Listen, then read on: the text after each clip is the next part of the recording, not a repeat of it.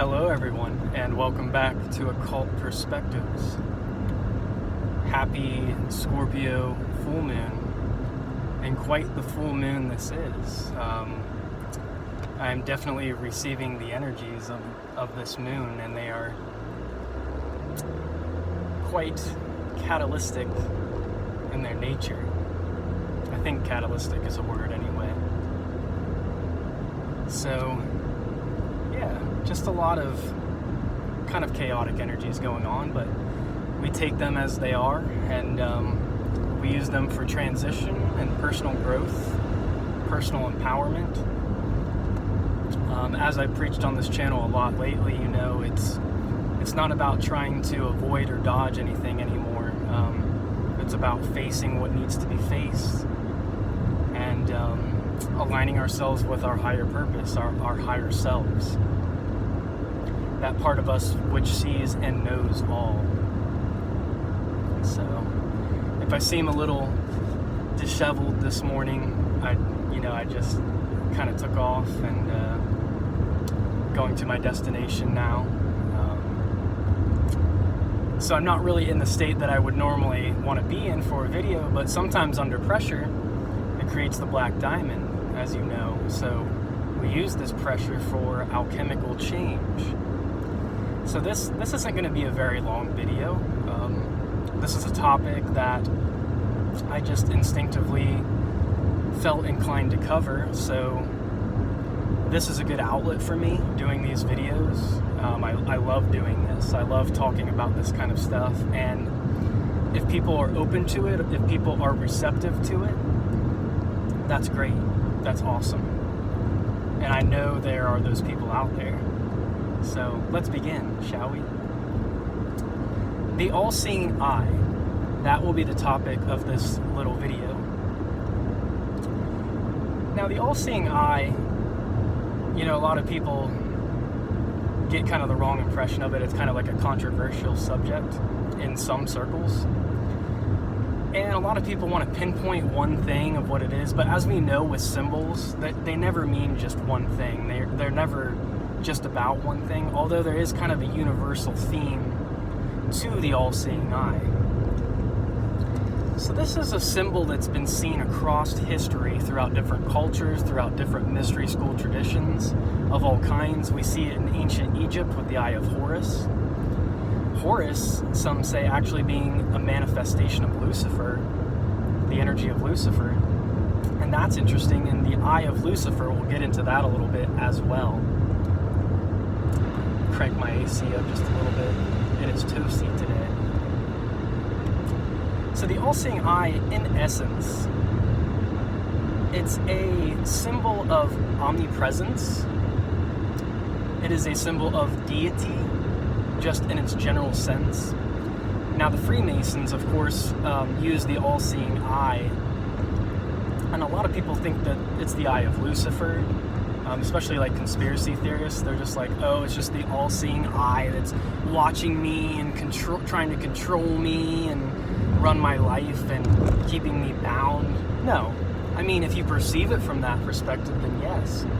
But really, the all-seeing eye, it's just a universal symbol or archetype of omnipresence, all-knowingness, that which sees all. It could even be a symbol of the Watchers. But in Freemasonry, it's just a universal symbol of the deity, the presence of God. And what I mean by God is that which transcends our mundane, everyday understanding, the five physical senses. Really, God cannot be named or defined. It's that which transcends all and gives life to all. It is that life-nurturing force, which doesn't really even have shape or form, yet. It does manifest as all creation, so we are all sparks of creation in a way. But really, Source, or God, I like the word Source better, transcends all of that. Now, the God that's being worshipped in the Bible, sometimes it is talking about this universal force, but other times it's talking about, as we've said many times before in these videos, a demiurgic or just a higher intelligence, which is higher than human intelligence, which helped create the physical world. And there are different, of course, control mechanisms which, keep this matrix intact, which help control the matrix. And there even is a divine purpose in that, the controlling of the matrix. It's because people aren't really ready to be fully awakened. And there's a reason that darkness exists, that we don't see through the veils, all the veils, so to speak. We may pop through some of the veils, but to really get through all the veils, there's reasons that those barriers are there. Because if we were really to just face all of our unconscious or all the dark matter energy in the universe, which is what our unconscious and subconscious are symbolic of, thank you to Universal Mastery for giving such good viewpoints on, especially when it comes to demons and how they relate to the unconscious, subconscious, and the dark matter energy which permeates the universe and is really the majority of the energy, like 95%. And it's like just a small percentage that's actually like atoms and stuff like that, which is funny because you think of Adam, the first man, and that's like the objective universe. So really the objective universe, or that which we see, is really just a small part of what lies behind. It's really what lies behind, and that's why this is called the occult. It is that which is hidden, it is that which is concealed, but also that which gives way or gives manifestation or birth. It's that divine dark mother which gives birth to creation. And I've actually had some more meditations recently with Lilith where I was given more understandings of this dark primordial chaos, the great mother, Tiamat, the black dragon, the dark chaos mother, the womb of the universe. And Lucifer being one of the first beings that kind of emerged from that, and that's why he's so primordial, as opposed to some of the light, I'll call them light gods for like lack of a better term, like Jehovah or Yahweh or some of these others. They're like manifestations or egregore consciousnesses which formed later on. So that's something I want to get into in a different video, some of my experiences with Lilith recently. Probably need to do a little more introspection, but I did learn a lot, and I would like to share some of that with you. But staying on the topic of this video, the all-seeing eye. So in Freemasonry, it's a universal symbol of deity, and as we know, people from all different religions can join Freemasonry. It's like a universal thing. You could be Christian, you could be Muslim, it doesn't matter what your religious background is. We all understand that there's one universal force, and it kind of transcends religion and dogma. And that's really what the all-seeing eye in its simplest aspect represents. Thomas Carlson from Kabbalah, Klapoth, and Goetic Magic says that the all-seeing eye is actually that top trinity on the Tree of Life. So it's the supernal triad, which is Kether, Hokmah, and Binah. Those three create this trinity. And that triangle, that's why you see the all-seeing eye encased within a triangle a lot of the times. That is one aspect of the all-seeing eye. So that's the supernal triad, or God, if you will, watching over creation.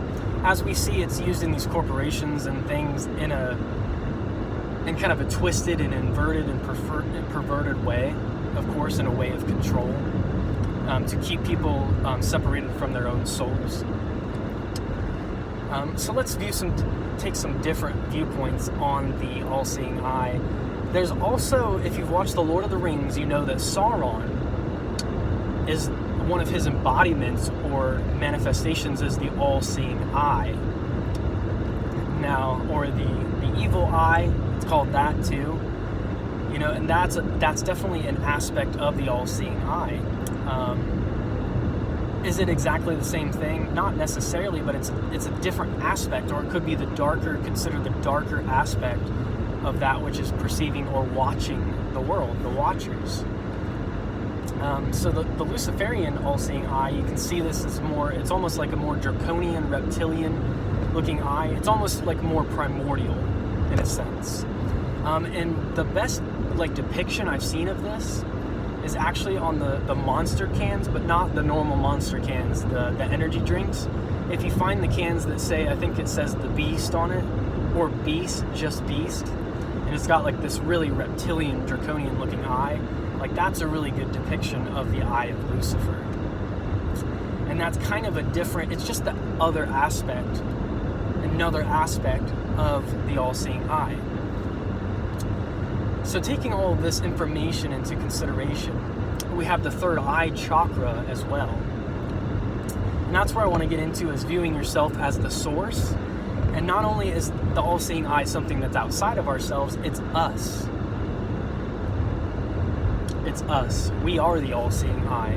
You are the center of your universe. You are the dot within the circle. You ever just walk into a room and you know, before you walk in, you know, you're like, maybe you're a little bit nervous, or maybe you're a little bit excited. And I know I get this feeling when I get up on stage sometimes. You have to realize that you are the universe. You are literally this scene, this physical reality that you see around you. It's a portrayal or a depiction of you as the source. You as seeing yourself as the source of creation.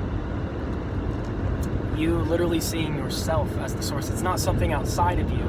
So it's actually something that's a little more negatively polarized. And by negative polarization, I mean magnetic. That which draws inwards. It's seeing the self as source. It's not seeing something outside of the self as source.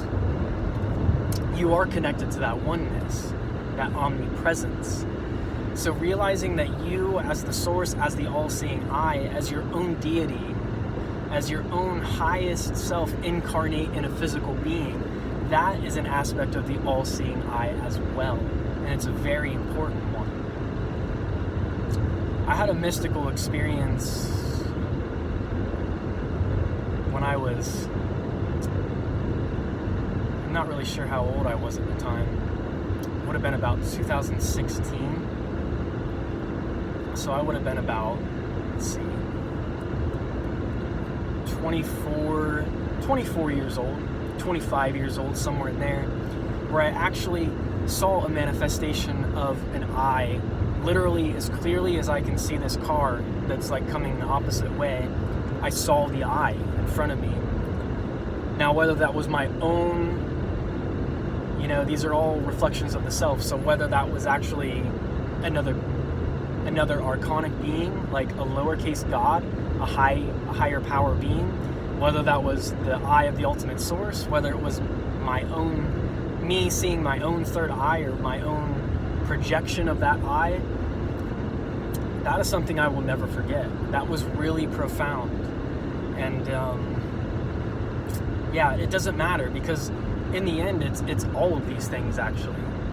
You know, we hear in psychic warfare as well, you know, the evil eye. A lot of people think they're being watched. They think that somebody's out to get them, when really a lot of the times it's aspects of the universe which are actually aspects of our own selves, which can bring harm and cause what we would perceive to be harm, to really push us to be stronger, better versions of ourselves, to be catalysts for our own personal development and growth.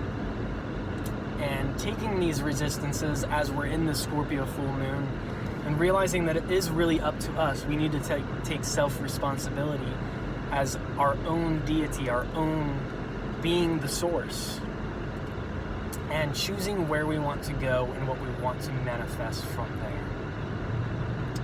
I could ramble on and on, but as I said, I was pretty sure this was going to be a short video, and it was. I wrapped that up pretty quick. So we'll just keep it a short video, and when the time's right, I have a lot more information to present. I'm learning at an accelerated rate right now as well, so I'm also just absorbing a lot of information, a lot of knowledge, having to change some of my viewpoints, some of my perspectives, get away from the whole like trying to just banish things away. No, absorb it, integrate it, transmute it, become the diamond in the rough, become the diamond of order within the chaos. That which doesn't avoid the chaos, but that which utilizes, alchemizes, and becomes, you know, like the Philosopher's Stone, or however it is that you want to perceive that story. So I'll go ahead and wrap that video up there. I didn't even introduce myself in this video. I'm assuming most of you know who I am at this point. You've watched some of my videos. If not, that's fine. I'm Tyler Smith. I need to start doing actual, like, organized introductions to these videos, and that's something I am going to work on. But I'm an occult researcher. I have experience with ceremonial magic. I'm not like a professional by any means. I'm not a shaman. I'm not a guru. I can be a teacher. I'm not like a master teacher. I'm not like the only person you should come to. If I'm the only person you're coming to for this information, like, you've got it all wrong. Like, you need to take what you're learning from these videos and go apply it elsewhere in your daily life. Go and research other YouTube videos that I've recommended. Read books, but don't get too caught up in the books and become just an armchair occultist. That's why lately I've wanted just more experience of working with the spirits. And that way I learn more through direct experience. So it's a mixture of meditation, working with spirits, and then just daily life in general. It's going to give you synchronicities and signs and lessons to push you towards your highest potential and your highest self.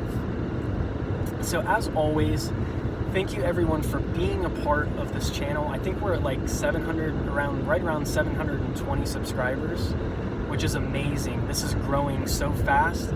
I have new subscribers coming in. So to all of you who are new subscribers, thank you so much for being a part of this family, this endeavor. This is amazing. We can all help each other grow, be catalysts for each other's evolution.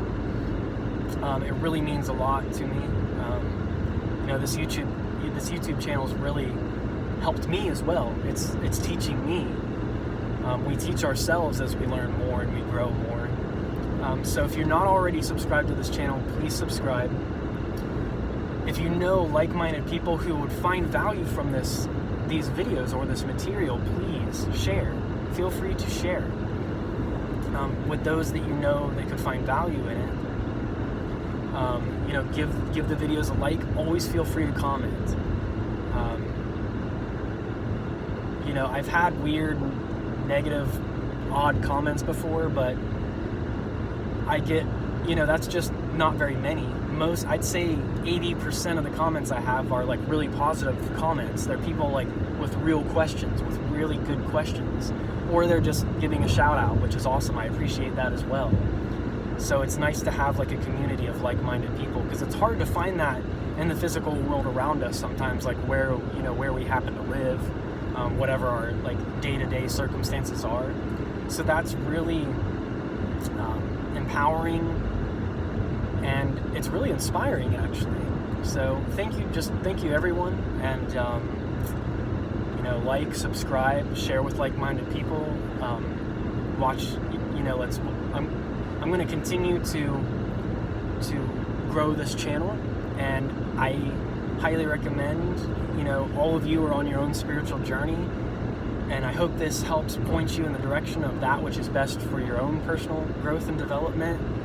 And thank you just once again. So peace and blessings, everyone. Until next time, be blessed, be safe, take care. Until next time.